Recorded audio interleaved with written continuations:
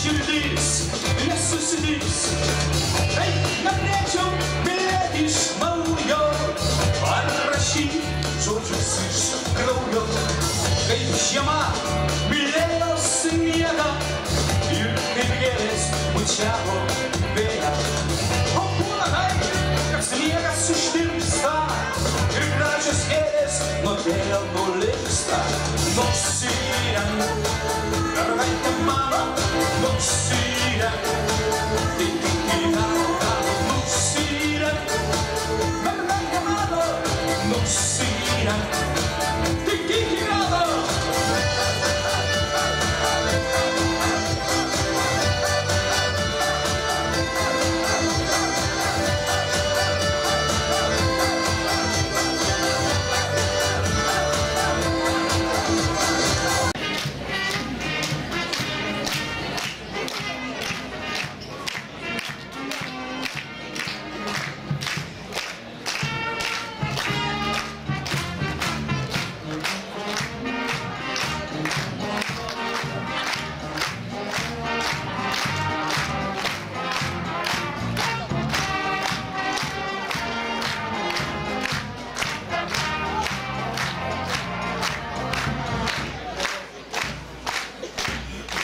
Orkestras nori pasirodyti visiems žiūrovams.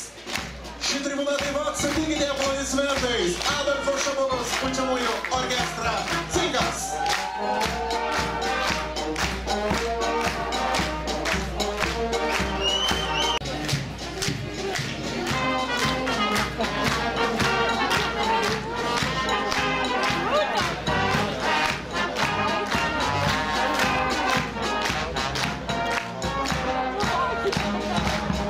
Sportininkų, tiek jaunųjų, tiek veteranų, tiek ir svečių išlietas surus prakaitas čia, naujame Vytenio stadione būtų vertas, kad kvepėtų žolė, kad būtų draugiškos rungtynės be pykčio, bet su sportiniu azartu, mums reikalingas palaiminimas. Noriu pakviesti, kad mūsų gražų Vytenio stadioną palaimintų Utenos dekanas ponas Henrikas Kalpokas. Tai aplenkia šią vietą bet koks nesportiškas elgesys ir traumos. Suteik mums visiems dieviškos išminties, kad neužmirštume esminio sporto principo – sveikame kūne, sveika siela. Sportas čia tampa generuojančių principų artimesniems žmonių santykiams, kuriant solidaresnį bei nuoširdesnį mūsų miestą.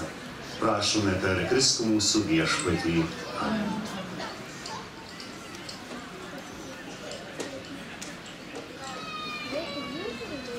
Ačiū. Kad kas ten žino, kas gali iš dangaus pasirodyti, kas ten žino, o kaipgi, atrodo, mes gavome ir pono Henriko Kalpoko palaiminimą. Iš tikrųjų, dekanas palinkėjo tiek gražių žodžių sporto atstovams ir bendruomeniai, bet kažko trūksta. Kažkokio stebuklingo daikto, kuris galėtų atverti tiek Utenos visuomeniai, tiek bendruomeniai, tiek visiems, kurie myli sportą, tuos vartus. Kažkas tikrai atskrenda.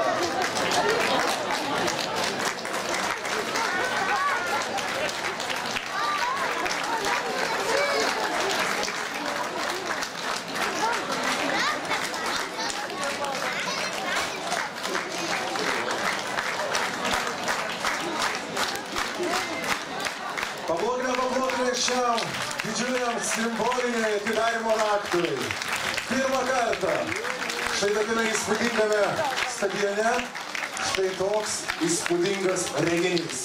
Kosminė lėkštė. Kažkas nežemiško atskraidino atidarymo aktą. O mes sakome, kraštiečiai, svečiai, čia pas mus iš kitų planetų ir galaktikų skrenda pažiūrėti į atnaujintą Vytenio stadiono.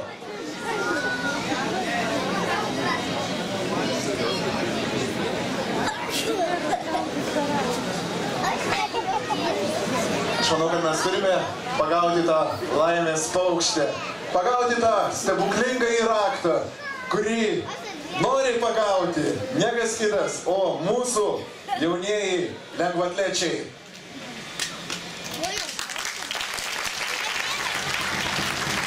Dovilė Bugaitė, Lietuvos rinktinės narė, Lietuvos jaunių žaidynių prizininkė ir Evaldas Žalnierius, Lietuvos jaunučių pirmenybių prizininkas, perduoda akcinės bendrovės Utenos melioracijos vadovui Lioniui Purviniui tą raktą, kurį ko gero dabar Lionis Purvinis su didžiausiu liūdesiu, na ir tam tikrų gailesčių perduos teisėtam vadovui, Utenos rajono savivaldybės merui Alvydui Katinui.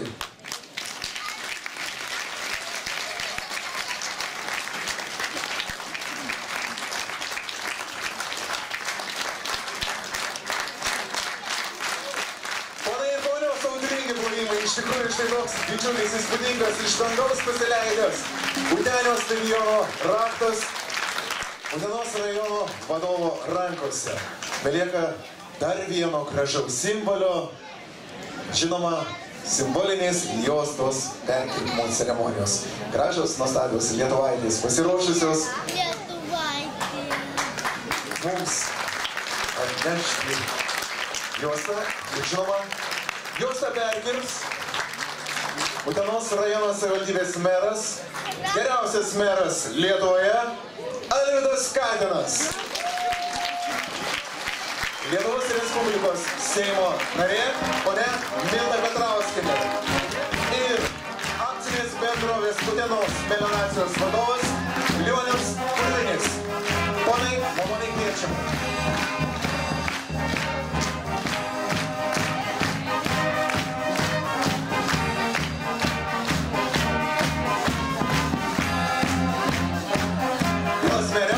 Norėtume žiniasklaidą visą susirinkus iš tos pusės. Galbūt mes tik pakviesime čia ant kilimo.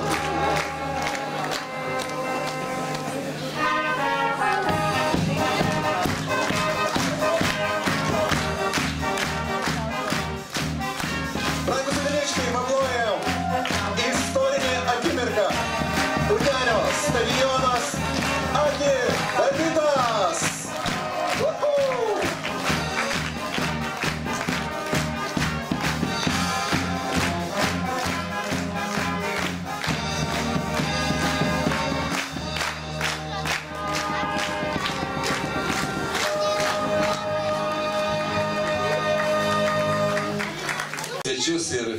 Ir uteniškius su įvairiais titulais. Aš noriu pasakyti, kad Lynas, reiškia, man aišku malonu, čia pranešinėja kaip apie Sadamą Huseiną. Aš esu 2012 geriausias meras. Ir tikiuosi dar kokią 5 metų pabūti, tikrai ne visą gyvenimą titulas. Bet šį vakarą aš norėčiau pasakyti, kad, pasidalinti porą minčių, kuo yra svarbios miesto gimtadienio šventės. Pirmiausia, svarbios tuo, kad leidžia mums pabendrauti. O pats bendravimas tai yra viena iš didžiausių vertybių.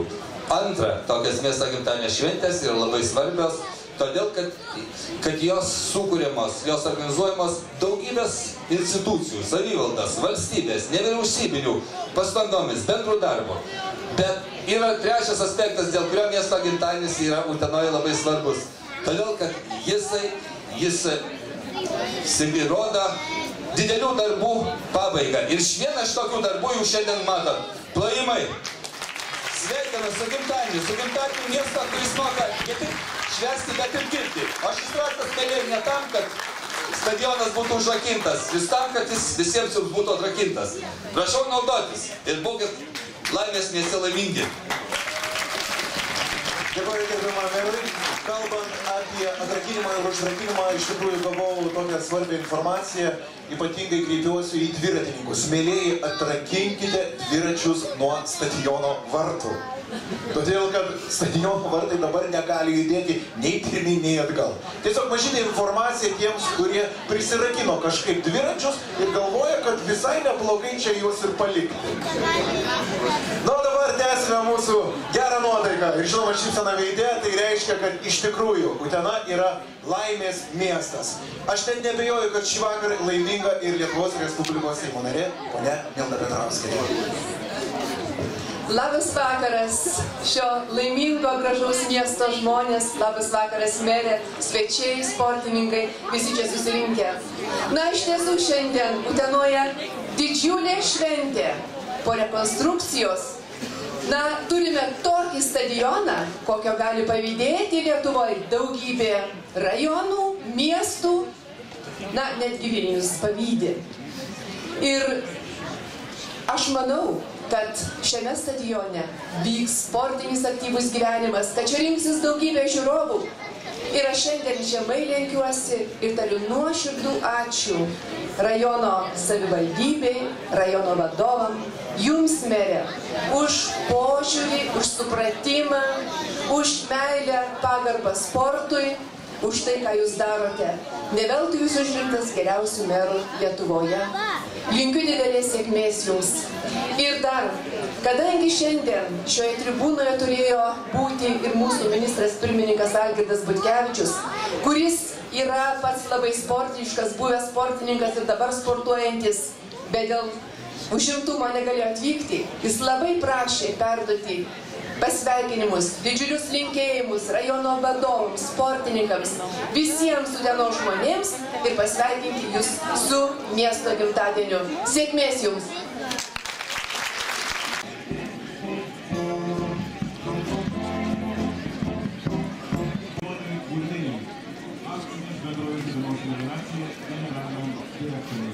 Už nuoširdų ir atsakingą darbą rekonstruojant Utenos stadioną, tapusi vienu moderniausių ir šiuolaikiškiausių Lietuvoje.